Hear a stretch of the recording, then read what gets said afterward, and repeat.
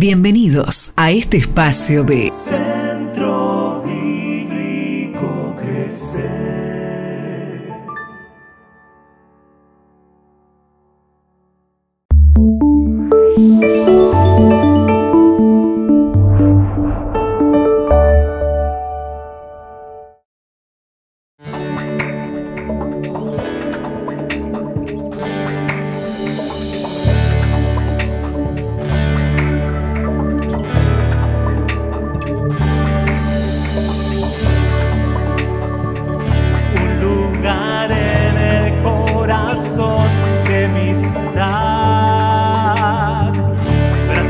De gracia y un mover espiritual, celebraciones de alabanza a Dios. Crecer es encontrar amigos de verdad, vivir la historia en comunidad. Crecer es perdonar y volver a intentar, dejar el miedo y avanzar. Crecer es transformar la cruda realidad, es caminar por fe y creer.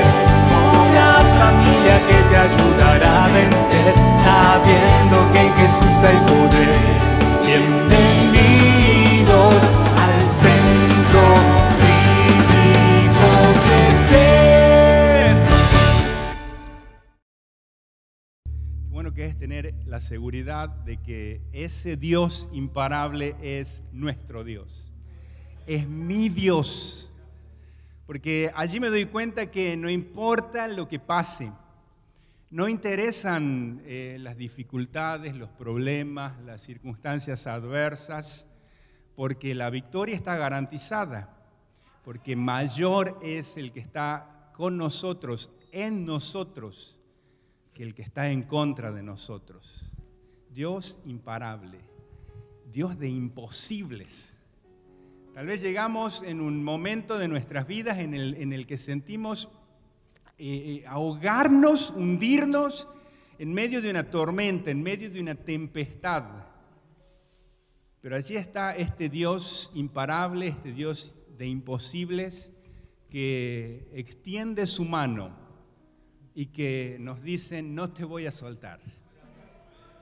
No te voy a soltar. Qué bueno sería de que no por nuestros oídos, sino en nuestro corazón escuchemos la voz del Señor que dice: no te voy a soltar. No te voy a soltar. Cantemos esta última canción.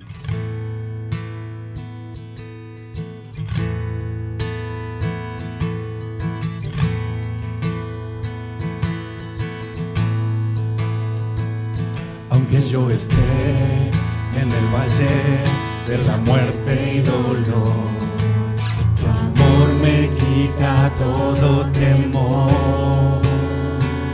Y si llego a estar en el centro de la tempestad, no dudaré porque estás aquí y no temeré del mal, pues mi Dios conmigo está. Y si Dios conmigo está, Decilo. ¿de quién temeré? ¿De quién temeré? No, no, no me soltaré.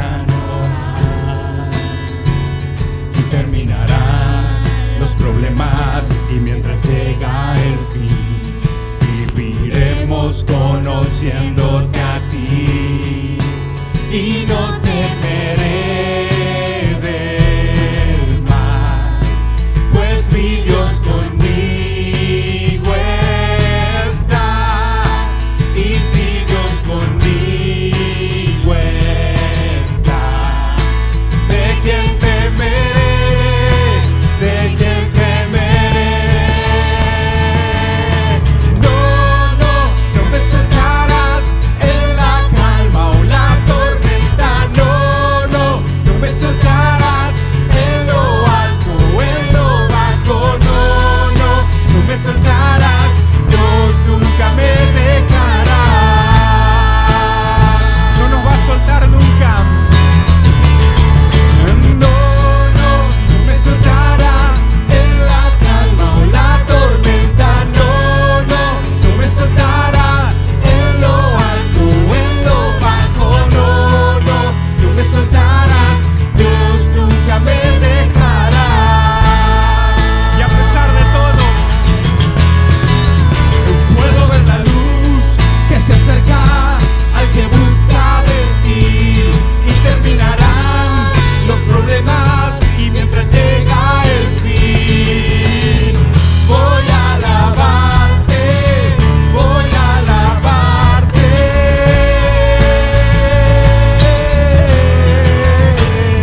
Puedo ver la luz que se acerca al que busca de ti, y terminarán los problemas y mientras llega el fin, voy a alabarte, voy a alabarte.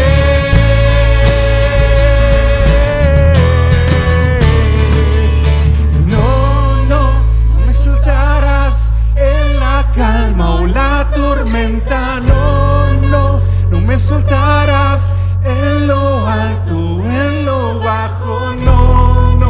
No me soltarás. Dios nunca me dejará.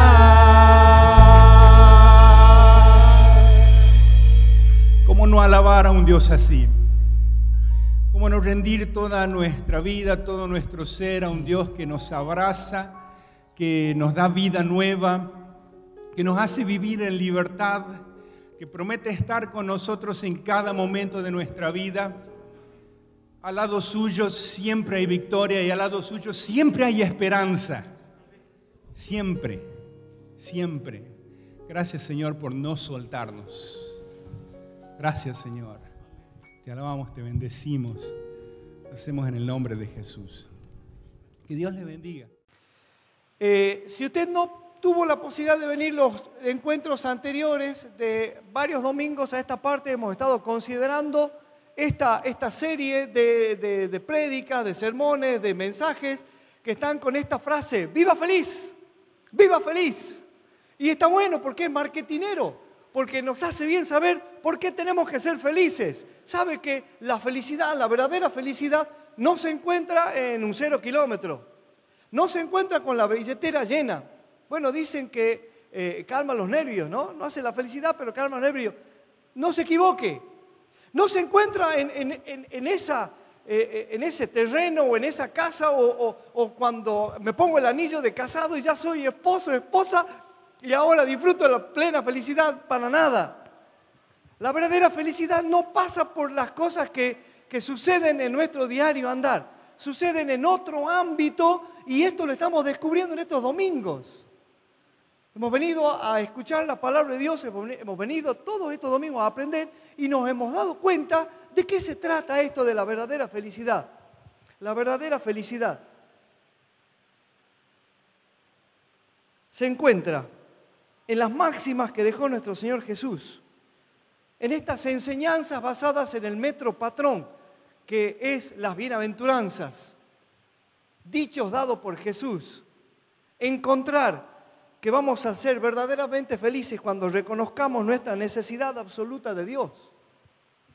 Que vamos a ser verdaderamente felices cuando lloremos nuestra necesidad de Él. Cuando seamos humildes, sencillos. Vamos a ser verdaderamente felices cuando vivamos en pro de la búsqueda de Dios. Como si fuese nuestra máxima necesidad, comida, agua. Vamos a ser felices cuando tengamos empatía, misericordia por el otro, viviendo en contramano, aunque esto nos haga vivir en contramano. Seremos verdaderamente felices cuando entreguemos nuestro corazón a Dios para que Él lo transforme. Vamos a ser verdaderamente felices cuando seamos pacificadores, mostrando a Cristo con nuestras acciones. Y hoy vamos a finalizar. Y sabe que de todas las bienaventuranzas, la que nos deja mal parados, la que nos hace confrontarnos con nuestra real manera de buscar a Dios, es esta última. Le puse como título, perseguidos. ¿Perseguidos? Como preguntándome, como yo mismo desencajándome de esta realidad. Yo quisiera que vayamos directamente a Mateo capítulo 5. Busquen su Biblia, por favor. Si la ha traído, si no la ha traído, no va a estar proyectado. Disfrute de la lectura, porque la vamos a leer como si el Señor mismo, sentado allí en la ladera de esa montaña, les explicara a sus discípulos y luego a la gente que se iba amontonando o que se iba ahí juntando para escuchar las palabras de Jesús. Mateo capítulo 5, versículos del 1 al 12. Dice la palabra de Dios: cierto día, al ver que las multitudes se reunían, Jesús subió a la ladera de la montaña y se sentó. Sus discípulos se juntaron a su alrededor y él comenzó a enseñarles. Dios bendice a los que son pobres en espíritu y se dan cuenta de la necesidad que tienen de él, porque el reino del cielo les pertenece. Dios bendice a los que lloran, porque serán consolados. Dios bendice a los que son humildes, porque heredarán toda la tierra. Dios bendice a los que tienen hambre y sed de justicia, porque serán saciados. Dios bendice a los compasivos, porque serán tratados con compasión. Dios bendice a los que tienen corazón puro, porque ellos verán a Dios. Dios bendice a los que procuran la paz, porque serán llamados hijos de Dios. Dios bendice a los que son perseguidos por hacer lo correcto, porque el reino del cielo les pertenece. Dios los bendice a ustedes cuando la gente les hace burla y los persigue y miente acerca de ustedes y dice toda clase de cosas malas en su contra, porque son mis seguidores. Alégrense, estén contentos, porque les espera una gran recompensa en el cielo. Y recuerden que a los antiguos profetas los persiguieron de la misma manera. Perseguidos. ¿Perseguidos? Porque tiene que ver con la última bienaventuranza. La leemos allí, por favor. La voy a leer en la versión Reina Valera, dándole el énfasis que me gusta cómo la dice allí esa versión. Bienaventurados los que padecen persecución por causa de la justicia, porque de ellos es el reino de los cielos. Bienaventurados sois cuando por mi causa os vituperen y os persigan y digan toda clase de mal contra vosotros, mintiendo. Gozaos y alegraos, porque vuestro galardón es grande en los cielos, porque así persiguieron a los profetas que fueron antes de vosotros. Si en su manera de pensar usted cree que se está refiriendo a la persecución que sufren, entre comillas, nosotros los evangélicos, está totalmente equivocado. ¿Sabe? Porque Jesús no tiene religión, no tiene bando, no tiene título, no tiene cartel. Nosotros venimos desde muchísimos años atrás, cuando Martín Lutero se dio cuenta que las Sagradas Escrituras decían una cosa y lo que se estaba haciendo era otra. De allí nace esta rama del protestantismo y de allí venimos nosotros. Somos Centro Bíblico Crecer, una iglesia que quiere ser bíblica 100% y nos hace bien saber que la palabra de Dios nos habla cada vez que la abrimos, porque la palabra de Dios es viva, es eficaz, es más penetrante que espada de dos filos y hoy me confronta con esta realidad. Yo soy perseguido. ¿Por qué soy perseguido? Hace unas semanas atrás, en los medios, sucedió algo que fue incómodo para el pueblo evangélico. Dos personas en distintas circunstancias, Eve de Bonafini, madre de Plaza de Mayo, y Victoria Donda, titular del INADI, dijeron en distintas circunstancias cosas que fueron desagradables al pueblo cristiano. En relación a esas palabras, un pastor se expresó en las redes sociales y escribe una carta. El nombre del pastor es Néstor Golucio. Y él pone como título El problemón y la peligrosidad de los evangélicos. Y él escribe: transcurrían los primeros años de la década del 70. Las organizaciones de izquierda, bajo el nombre de Montoneros y Ejército Revolucionario del Pueblo, ERP, secuestraban y mataban a compatriotas por sus posturas ideológicas y en algunos casos solo por el dinero que recaudaban de los rescates, que según estos grupos afirmaban era utilizado para financiar su revolución. Curiosamente, un pastor evangélico fue secuestrado en aquellos años. Su nombre era Samuel Liebert y su ministerio como evangelista y pastor de una pujante iglesia de la ciudad de Rosario produjo que alguna de estas organizaciones guerrilleras lo considerara como peligroso para sus propósitos, ya que les había llegado la información que este pastor, Samuel, operaba para las agencias de inteligencia de los Estados Unidos. A los 3 días de ser secuestrado y llevado a una cárcel del pueblo, según el relato del evangelista rosarino, los secuestradores le pidieron perdón por haberlo secuestrado. Había sido un error operativo. Pero lo más curioso fue que uno de los secuestradores le dijo a don Samuel, antes de liberarlo, que tanto su iglesia como él eran inofensivos. Lo que le produjo al predicador una gran tristeza y una gran frustración. Los terroristas que estaban dispuestos a dejar su vida por causa de la revolución percibían a la iglesia como inofensiva. Escribe el pastor Golucio: ¿habrá cambiado algo en la Argentina del primer año de la década del 20 para que 2 personas literalmente emparentadas con el terrorismo de los años 70 llamen a los evangélicos un gran problemón y muy peligrosos? Sigue escribiendo: me imagino que el pastor Samuel Liebert estaría muy contento de estos adjetivos, aunque el espíritu de las señoras Dondi y Bonafini hayan sido denigratorios y descalificadores para con nosotros los evangélicos. Sigue escribiendo Golucio: les propongo un atrapante ejercicio intelectual. Imaginemos, solo imaginemos, que quienes dijeron lo que dijeron no eran las señoras mencionadas, sino que detrás de ellas había un ente invisible que solo puede hablar usando las bocas de las personas visibles. Imaginemos, solo imaginemos que este ente invisible es quien se opone a los planes de Dios aquí en la tierra. Quiero que me sigan con la imaginación, dice el pastor Golucio.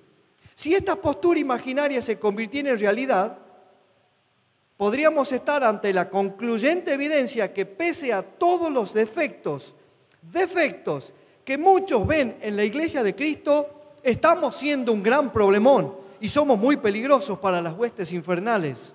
Sí, porque educar a nuestros niños en la verdad de que solo hay 2 sexos y no géneros es un gran problemón y muy peligroso. Sí, porque al declarar que un matrimonio es una unión de pacto para toda la vida entre un hombre macho y una mujer hembra, es un gran problemón y muy peligroso. Sí, porque denunciar la homosexualidad como pecado, porque lo dice la Sagrada Escritura, es un gran problemón y muy peligroso. Sí, porque afirmar que toda práctica sexual fuera del matrimonio trae consecuencias y maldiciones, es un gran problemón y muy peligroso. Sigue escribiendo: sí, porque enseñar que la única fuente de obtención de ganancias económicas es el trabajo honesto es un gran problemón y muy peligroso, especialmente para las generaciones que se acostumbraron a que el Estado les dé todo. Sí, porque enseñar disciplina y corrección a nuestros hijos, fijándoles límites como lo dice la Biblia, es un gran problemón y muy peligroso, y así podríamos seguir. Aplaudo la decisión de nuestra Confederación Evangélica Bautista de denunciar ante el INADI a la señora de Bonafini por sus dichos claramente despectivos para nosotros. Pero dudo mucho que la directora del instituto mencionado mueva un dedo por este tema. A Victoria y a Eve de Bonafini, si pueden llegar a este sencillo artículo, les agradezco sus elogios para con los evangélicos, pero no se vayan a creer que fueron ellas las que hablaron. El ente fue el que habló y ahora no me estoy imaginando nada. Y me pareció muy interesante marcar postura, ubicarnos en una vereda, decir que somos y decirlo, no solamente aparentarlo o sutilmente inclinarnos hacia. ¿Se da cuenta del escrito? Y sabe que no es lo mismo ser cristiano en Argentina que ser cristiano en Corea del Norte. No es lo mismo. No es lo mismo ser cristiano en Santiago del Estero que en Afganistán. Yo puedo pararme en la plaza central de Santiago del Estero y cantar una canción cristiana y nadie va a decir nada. Pero si lo hago en una plaza pública, en uno de estos lugares donde reina el Islam o el hinduismo, seguramente voy a ir preso, me van a torturar, me van a echar del país si no soy de ese país. Y si soy de ese país, me van a torturar hasta que yo no claudique a esa fe llamada cristiana. Y si no, me van a dar la muerte. No es lo mismo. No es lo mismo el presente, siglo XXI, que los primeros años en Argentina. Por eso menciona allí el pastor Golucio, que sabe de historia argentina, de lo que significa la discriminación y la persecución, específicamente para el pueblo evangélico. Corría el año 1955 y un misionero que venía de Córdoba se instalaba en Tinogasta, provincia de Catamarca, y allí él, llevando la palabra de Dios, podía decir a las personas que se arrepientan de sus pecados, que conozcan de Dios, que digan que Jesús es su Salvador y todo lo que significa conocer a Jesús. Y había armado su grupo y habían alquilado un lugar y ya estaban en una esquina allí, no recuerdo en este momento, al leer el libro no me fijé si decía la dirección de esta iglesia, pero una mañana de domingo, cuando estaban compartiendo el pan y los símbolos que en unos minutos más vamos a compartir nosotros, ellos escucharon cuando una camioneta con los altos parlantes venían insultando o diciendo cosas denigrantes contra el pueblo cristiano que sabían que se reunían en ese lugar. Si no se van, los vamos a prender fuego. Y había antorchas encendidas y la gente en una turba venía para hacer eso. Si no se van, les vamos a prender fuego con ustedes, a ustedes y a la iglesia. Y la gente que estaba dentro del lugar se pusieron nerviosos, empezaron a ver qué pasa, qué hacemos. El pastor, tranquilos, el misionero, tranquilos. El Señor nos va a dar la victoria. El Señor va a pelear por nosotros. No nos va a soltar como hemos cantado en esta mañana. Él es el Dios de los imposibles. Nadie se mueva, nadie haga nada. Oremos que el Señor nos va a dar la victoria. Y se pararon en la puerta de la iglesia y empezaron a hacer más bulla y tenían las antorchas encendidas. Y cuenta este misionero en su libro allí, papá de una hermana que va a la iglesia en Villa Paulina, don Ángel Campillay, que en un momento dado se callaron todos, los que estaban afuera, que ya no había esa turba, que los altos parlantes se habían apagado y nadie sabía qué pasaba hasta que uno, curioso, se fijó por la mirilla, quizás por la celosía, y vio que cada uno se iban yendo, las antorchas apagadas. Y no supieron qué pasó. Después se enteraron que al sacerdote, que era el que agitaba todo esto, le había dado un ataque cardíaco y se había muerto.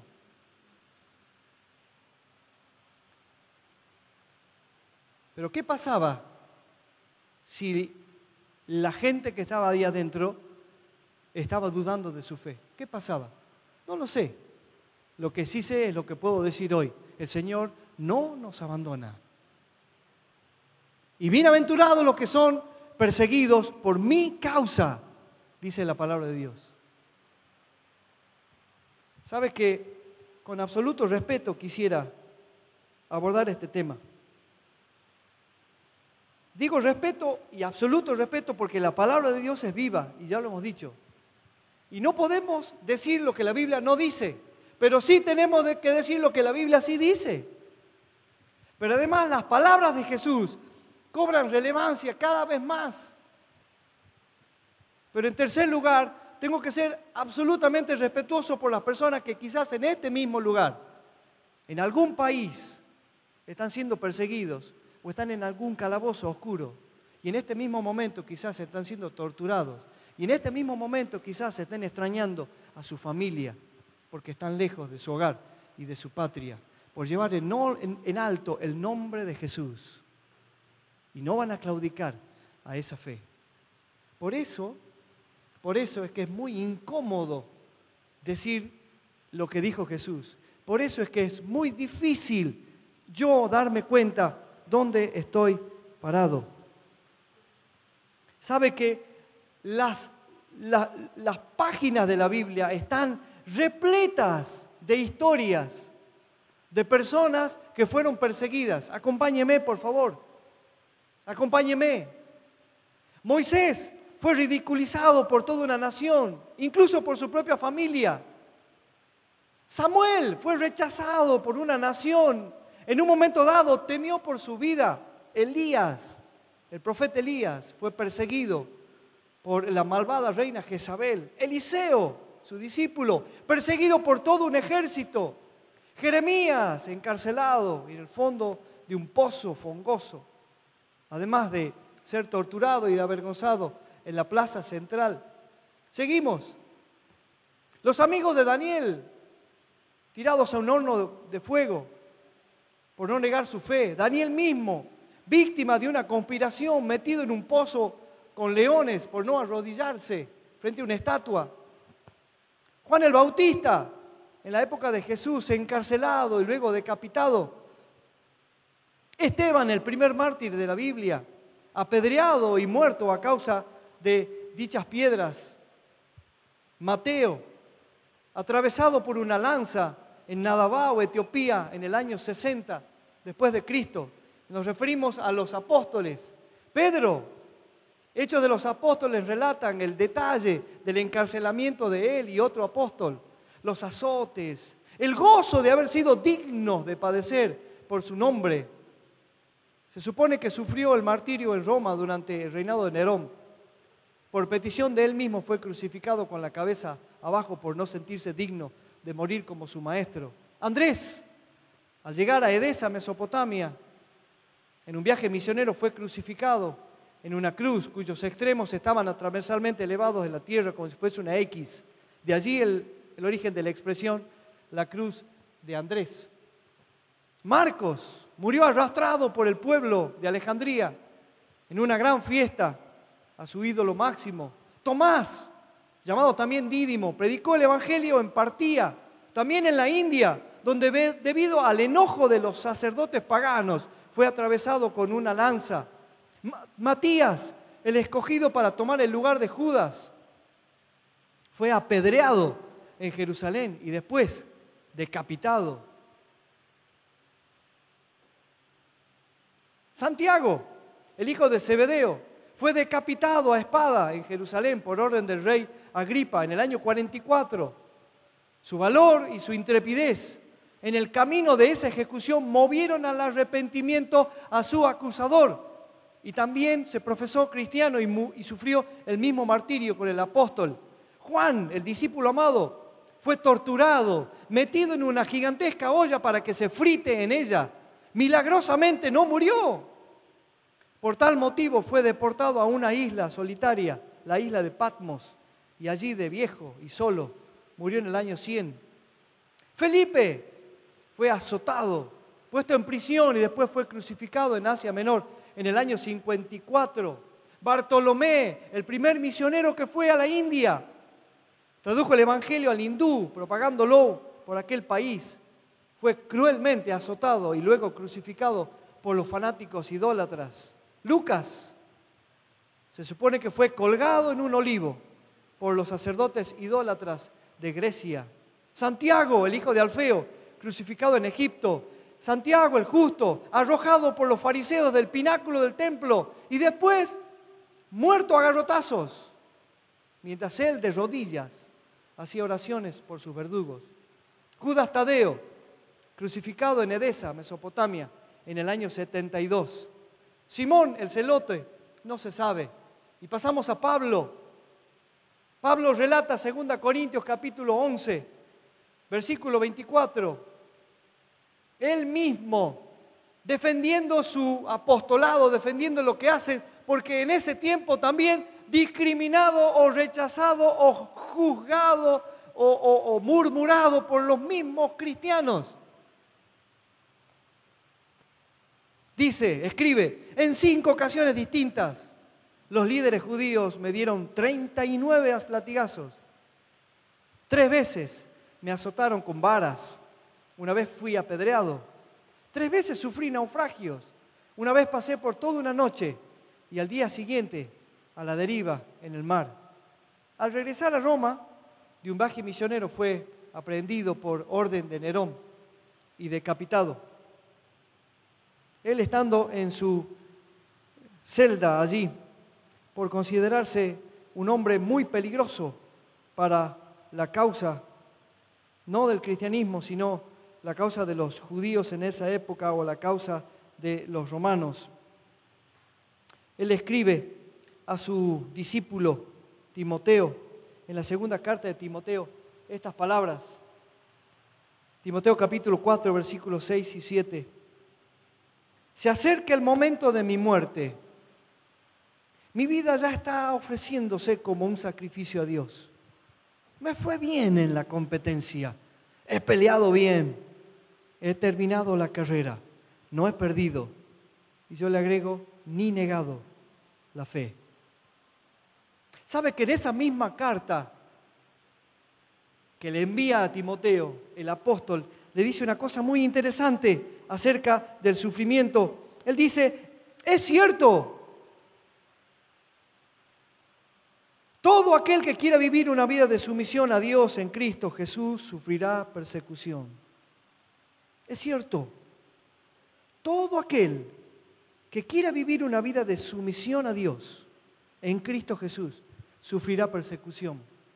De ahí el título, perseguidos. ¿Perseguidos? De ahí esta introducción. ¿A qué ha venido usted a la iglesia? ¿Usted siente la necesidad de Dios? ¿Se atiene a las consecuencias de seguir a Dios? ¿De ser sumiso a Dios? ¿Sabe que tiene cosas lindas, pero también de las otras? ¿Se da cuenta? ¿Podemos obviar esta bienaventuranza? ¿No decirla porque no es marketinera? ¿Sabe que el autor a la carta de Hebreos, que no se sabe quién lo escribió, escribe en el capítulo 11, desde el versículo 35 en adelante, otros fueron torturados porque rechazaron negar a Dios a cambio de la libertad. Ellos pusieron su esperanza en una vida mejor que viene después de la resurrección. Algunos fueron ridiculizados y sus espaldas fueron laceradas con látigos. Otros fueron encadenados en prisiones. Algunos murieron apedreados. A otros los cortaron por la mitad con una sierra y a otros los mataron a espada. Algunos anduvieron vestidos con pieles de ovejas y cabras, desposeídos, oprimidos, maltratados. Este mundo no era digno de ellos. Vagaron por desiertos y montañas. Se escondieron en cuevas y hoyos en la tierra. No solo la palabra de Dios está repleta de historias de personas que no negaron su fe, sino que la historia misma, el presente mismo nos muestra, nos dice, grita de que el cristiano debe mostrarse cristiano. Y en otros lugares, en otras latitudes, ellos nos están animando a que levantemos la bandera del cristianismo, levantemos la bandera de Cristo. ¿Sabe que ninguno de estos negó su fe? Ninguno claudicó al camino que emprendió. Ninguno. Por más que sabía cuál era su presente, un presente de dificultades. Quisiera meterme directamente en la bienaventuranza por un ratito y simplemente a modo de ordenar mi cabeza de las cosas que iba pensando respecto de esta bienaventuranza, le puse aspectos que tenían que ver con la bienaventuranza que me llamaban la atención. Quiero compartírselas, son 6 que van a ser cortitas. Les puse como una palabra simplemente: el puesto, el efecto, el modo, el móvil el premio y el engaño. Recuérdelas. El puesto, el efecto, el modo, el móvil, el premio y el engaño. Vamos con el primero, el puesto. Es la última bienaventuranza. No podría ser ni la primera, ni la segunda, ni la tercera. Tenía que ser la última. ¿Por qué tiene que ser la última? Y porque hemos estado aprendiendo que estas bienaventuranzas eran una consecuencia de la otra hasta llegar a la última. Consecuencia de las anteriores, claro. Es que si yo me pongo a pensar, cuando yo reconozco mi necesidad de Dios, cuando yo reconozco mi debilidad, cuando la humildad y la sencillez son la ley de mi vida, cuando me preocupo por mantener y construir la paz y busco las relaciones correctas entre las personas, cuando me ocupo por la vida y el bienestar del otro, cuando me encargo de hacer conocer a Dios y de yo mismo conocer a Dios, yo voy a vivir en contramano. Esto no se encuentra en la calle. En la casa nos enseñan, vos tenés que dar lugar a los mayores. Eso es una señal de buena conducta. En la casa nos enseñan buenos modales. En las casas nos enseñan que no tenemos que levantar lo que no es nuestro. Pero seamos honestos, no es el diario vivir. Vamos a estar en contramano. Y ya le voy a explicar por qué dentro de unos minutos nomás. Por eso es la última. Bienaventurados van a ser ustedes cuando al cumplir todas estas cosas, por cumplir todas estas cosas, se van a burlar, los van a perseguir, los van a tratar mal. Y yo me digo, ¿pero por qué? Si esto hace bien, imagínense. Sería la manera de en que todo político pudiese hablar y a partir de ahora todos vamos a ser buenitos y a partir de ahora todos vamos a ser solidarios y a partir de... Sería lo que toda persona quisiera llevar como ley de la vida, pero la realidad es otra. Y yo me encuentro con una triste realidad, con una nefasta realidad, con una horrible realidad. Y la realidad es que vivimos en un mundo oscuro, vivimos en un mundo caído. Todo nuestro entorno es pecado, todo nuestro entorno es corrupción, lamentablemente, egoísmo. El mundo está influenciado por Satanás, por este ente del que hablaba Colucio, inclinado a ir en contra de las leyes de Dios. No nos olvidemos que el mundo está siendo manejado por el príncipe de las tinieblas, que es el mismo Satanás. Dice Juan capítulo 3, versículo 19, esta condenación, la del pecado, la de la muerte, la del infierno, se basa en el siguiente hecho. Lo dice la Biblia. La luz de Dios llegó al mundo. Fue Jesús. Es Jesús. Pero la gente amó más la oscuridad que la luz, porque sus acciones eran malvadas. Y es cierto. No nos gusta que nos confronten con nuestro pecado. No nos gusta que nos digan que lo que hice está mal. No nos gusta. No nos gusta mostrar a luz del día cuando nosotros estamos portándonos mal. Lo ocultamos. Somos capaces de subyugar a alguien. Cuidadito con lo que vas a decir de lo que soy yo. Porque no nos gusta ser confrontados con esta realidad. Ese es el pecado, mi hermano, mi amigo. Lo dice Juan. Lo dice Jesús. Pero Jesús lo dice al final también de la bienaventuranza. Así persiguieron a los profetas que fueron antes de ustedes. En segundo lugar, el efecto. El efecto. La bienaventuranza es por padecer por causa de la justicia.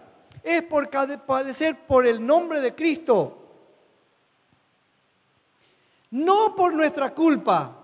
No por nuestra transgresión.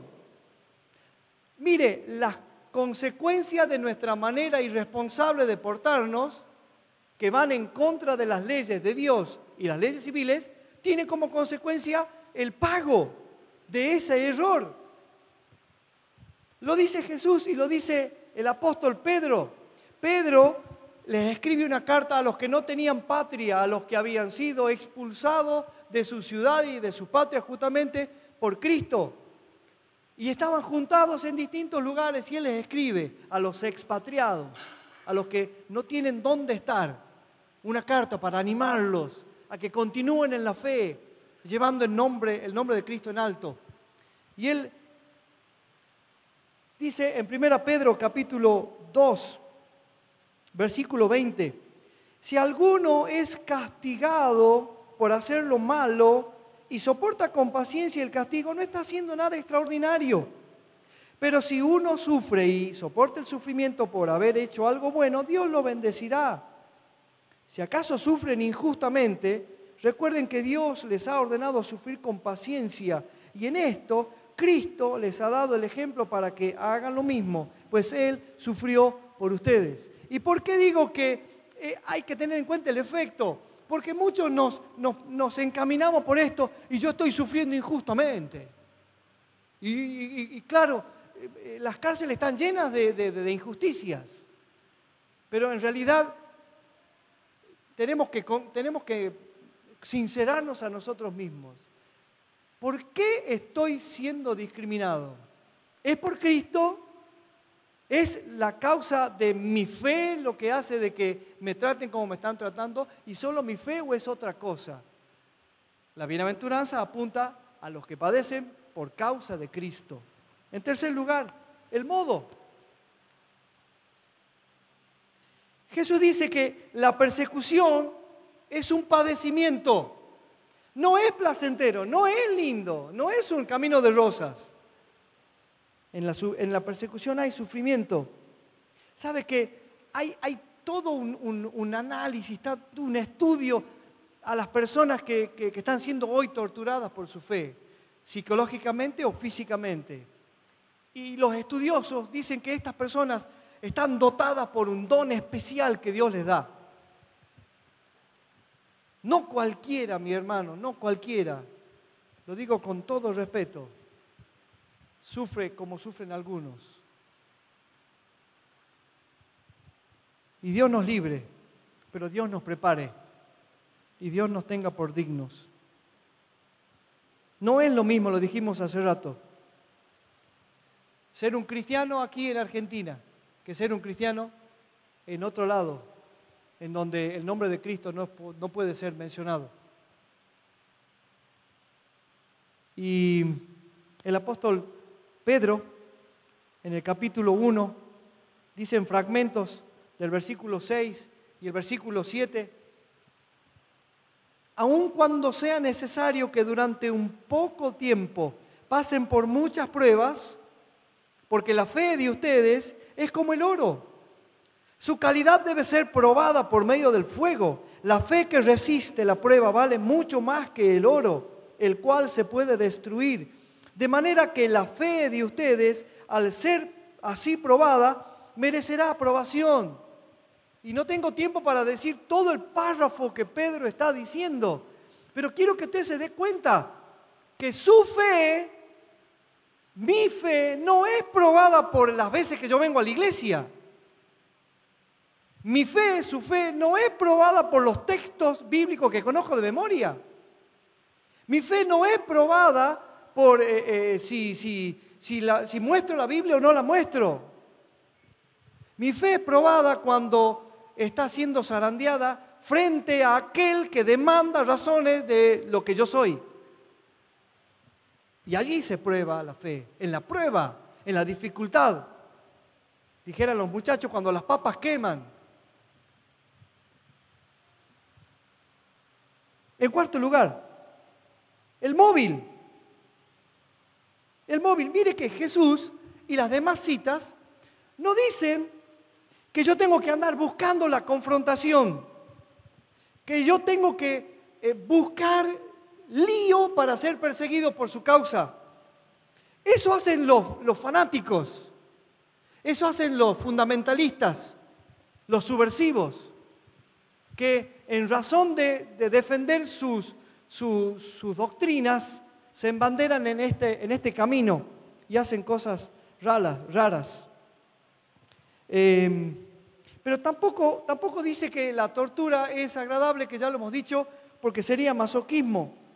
No me pide Jesús que yo ande buscando cosas ilegales y las esté denunciando. Imagínense que yo me pare en la plaza de 9 de julio o en la plaza 25 de mayo, y ahí con los parlantes diga, sí, porque tal persona es tal cosa. Porque no es la idea de Jesús. Lo que quiere Jesús es que yo ame, que yo ceda, que yo dé la otra mejilla, que yo comparta mi pan, que yo camine otro kilómetro más, que yo dé mi abrigo. Y si tengo que dar mis zapatos, también los dé. Jesús me pide que yo sirva. Y si en ese camino, y si en esas circunstancias, si por mostrar a Cristo incomodo, molesto, hago que las personas se sienten mal y por esa razón me discriminan y me persiguen, bienaventurado, bienaventurado. ¿Se da cuenta? En quinto lugar, pienso en el premio. ¿Sabe que la felicidad plena, total, la bienaventuranza, no se encuentra en los parámetros de este presente? No se encuentra en el ámbito, ya lo dijimos, social, sí en el ámbito espiritual, pero no en el presente. El presente va a ser tortuoso, va a ser delicado, va a ser incómodo. El galardón es allá, en los cielos. Se los dijo Pedro a los expatriados allí. Pedro capítulo 1, versículos 4, 5, 7. Dice él, y tenemos una herencia que no tiene precio, una herencia que está reservada en el cielo para ustedes, pura y sin mancha, que no puede cambiar ni deteriorarse. Así que alégrense de verdad. Les espera una alegría inmensa, aunque tienen que soportar muchas pruebas por un tiempo breve en este presente. ¿Sabe que Jesucristo cuando vuelva, dice la palabra de Dios en Apocalipsis, he aquí vengo pronto y mi galardón conmigo para recompensar a cada uno según sea su obra? ¿Cuánto te han perseguido? ¿Cuánto has tenido que sentirte incomodado? ¿Cuántas veces te escondiste? ¿Cuántas veces yo me escondí para que no me señalen? Este presente de incomodidad, este presente de dificultades, este presente que no es grato, viene acompañado con un plus dado por el mismo Señor Jesús. El Espíritu Santo está acompañándonos a cada momento de nuestra vida. Y en esta noche lo hemos cantado, no me soltarás. Él está con nosotros, amén. Amén, hermano, amén. ¿Sabe cómo lo dice el apóstol Pablo en Romanos capítulo 8, versículos 35? ¿Acaso hay algo que pueda separarnos del amor de Cristo? ¿Será que Él ya no nos ama si tenemos problemas o aflicciones, si somos perseguidos o pasamos hambre o estamos en la miseria o en peligro o bajo amenaza de muerte? Como dicen las Escrituras, por tu causa nos matan cada día, nos tratan como a ovejas en el matadero. ¡Claro que no! A pesar de todas estas cosas, nuestra victoria absoluta es por medio de Cristo, quien nos amó. Bendita sea la realidad de la presencia de Dios en nuestras vidas. Nada nos puede separar del amor de Dios. En sexto lugar, quiero hablar del engaño. El engaño. Mire, seguidor de Cristo que no sufra persecución, ha caído en la trampa de la seducción del enemigo, el diablo. Cristiano que no sufra persecución, se ha dejado vacunar, se ha dejado anestesiar. Y allí está, lo más parecido a un zombi, o lo más parecido a un ente que se deja llevar por la corriente de este mundo. Romanos capítulo 12, versículo 2 dice, no se amolden a la conducta de este mundo. Al contrario, Sean personas diferentes en cuanto a su conducta y forma de pensar. Así aprenderán lo que Dios quiere, lo que es bueno, agradable y perfecto. ¿Se da cuenta por qué vamos en contramano los cristianos, los hijos de Dios, los seguidores de esta palabra? ¿Se da cuenta? Cristiano que muestra lo que es, va a sufrir persecución. Cristiano que no sufre persecución, lo repito, está anestesiado. Se ha dejado seducir por la trampa del enemigo. Y el enemigo te hace creer que este presente es lo que tenés que buscar. No me molesten, no me digan nada, yo no me meto con nadie, nadie se mete conmigo, cada cual tiene su propia verdad, allá él, acá yo.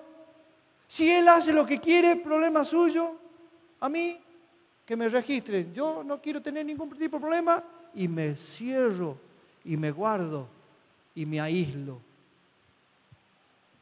¿Y Cristo? ¿Cómo lo muestro? Quisiera terminar, mi hermano. Hagamos un ejercicio, así como Golucio, supongamos. Hagamos suposiciones. Pensemos un poquito. Si dejamos que el mundo nos ponga la pastillita y está todo bien y no pasa nada. ¿Qué pasaría? ¿Qué pasaría si en mi trabajo mis compañeros me piden que me prenda en alguna cosa ilegal con ellos? ¿Lo rechazo? ¿Lo denuncio? ¿Me acoplo?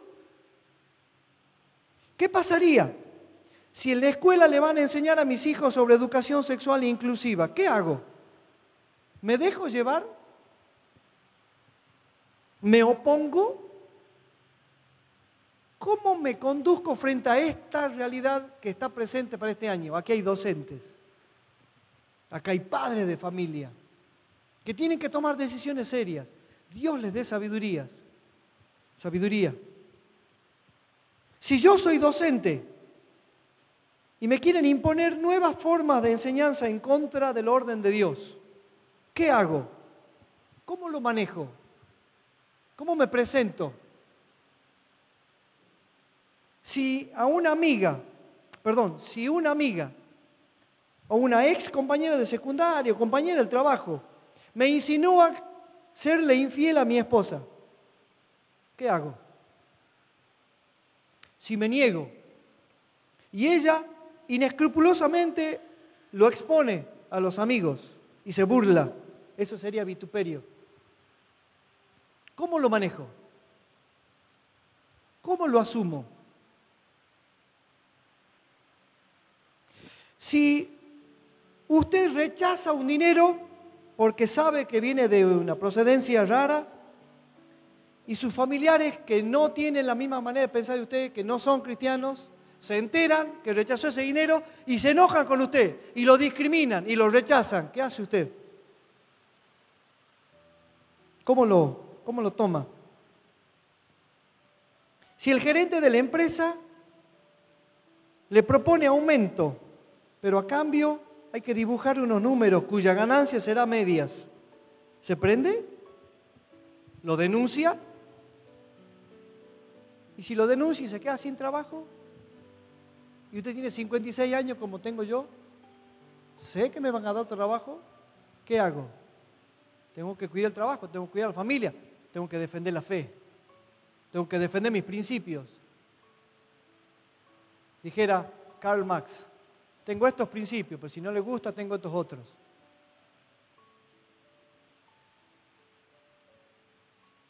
Enseguida vamos a escuchar el audio de un misionero, de una persona que está en un lugar en Oriente, en un país de Oriente. Él es oriental, sabe castellano, pero habla el castellano como hablan los árabes. Este audio es del mes pasado, animándote a vos, mi hermano de Occidente. Fue un audio enviado a unos hermanos en Perú para animarte a que no claudiques, a que vos también te sientas dentro de aquellos que son bienaventurados, si son perseguidos por la fe. Quiero terminar. Dijo Marcos Vidal, un pastor y cantante en Madrid, hace unos meses atrás, en un mensaje que le animo a que lo busque en YouTube, Una guerra inevitable se llama, imperdible. Él dijo estas palabras: hoy nos conformamos con no ofender en vez de decir la verdad. Preferimos no decir la verdad para que no se ofenda tal o cual persona, tal o cual colectivo. Qué patético, qué triste. No saber dónde estamos parados, no saber quiénes somos. Y lo peor, no saber lo que costó nuestra salvación. Mire, la persecución puede tomar muchos matices. Burla, mentiras, inventos, humillación, desprecio, insultos, rechazo, discriminación, ridiculización, despidos, expulsiones, tortura psicológica, tortura física, cárcel o muerte. ¿En alguno de estos te sentís, te percibís, te identificás, te sabés que estás vos parado? ¿Tu vida es sin sobresaltos, tranquila, sin ninguna dificultad? ¿Nunca te persiguieron? Tenés cuidado. Pero si te persiguieron, si te están persiguiendo, séte bienaventurado. No hay nada más importante para Jesús que ver a un hijo cuando está defendiendo su fe. ¿Saben que a Esteban, ese mártir que está relatado en Hechos de los Apóstoles, cuando lo estaban apedreando y él oraba: Señor, no les tomes en cuenta este pecado? Él veía los cielos abiertos y a Jesús en el trono. Y Jesús está en el trono porque está reinando, y como todo rey soberano, Él está sentado porque ya ha triunfado sobre la cruz. Pero cuando Esteban lo ve a Jesús, dice una versión que él no lo ve sentado, él lo ve de pie. Y me imagino eso y me emociona, mi hermano. Si Jesús no está sentado, si Jesús está de pie, Jesús es como si se pusiera de pie. ¿Qué están haciendo con mi hijo? No puedo permanecer sentado, porque merece mi mayor respeto. Entonces Jesús, de pie, como si aplaudiera a su hijo que no ha negado su fe. Dios nos tenga por dignos, mi hermano, y Dios nos perdone por jugar a ser cristianos, por vivir una religión de juguete que se enmarca en asistir los domingos a una iglesia, tener una Biblia, hacer un discipulado, bautizarme y nada más, pero que no me persigan. Miguel es su seudónimo. Más de 200 veces torturado y puesto preso. En uno de sus escritos él dice: lo único que yo le estoy pidiendo ahora al Señor es que no me quiebre ningún otro hueso más, que no me torturen más, porque no sé si voy a aguantar que directamente me maten, me lleve a su presencia. Y Él nos anima, hermanos: vale la pena, vale la pena. Vale la pena salvar a uno más. Vale la pena defender el nombre de Jesús. Vale la pena. ¿Vale la pena? ¿Vale la pena? Oramos para terminar. Amado Dios, qué bueno que es tu palabra, Señor, que nos dice las cosas que nos sirven en el presente, como por ejemplo que no nos va a faltar nada, que vos nos vas a acompañar, que vos estás al lado nuestro, que tu compañía es invaluable, que vos sos el Dios de los imposibles, que nos das tu mano derecha y nos sostenés y nos decís: yo te ayudo. Pero qué bárbaro, Señor, tu palabra también dice que vamos a sufrir persecución. Y en esta noche, Señor, nos encontramos con esta verdad, con la posibilidad de dar media vuelta y volvernos por el camino por el que anduvimos, porque no estamos en condiciones de asumir este compromiso, esta responsabilidad con seriedad. Señor, si tenemos que pedirte algo ahora es darnos las fuerzas para no claudicar, para no renunciar a lo que vos nos llamaste a hacer.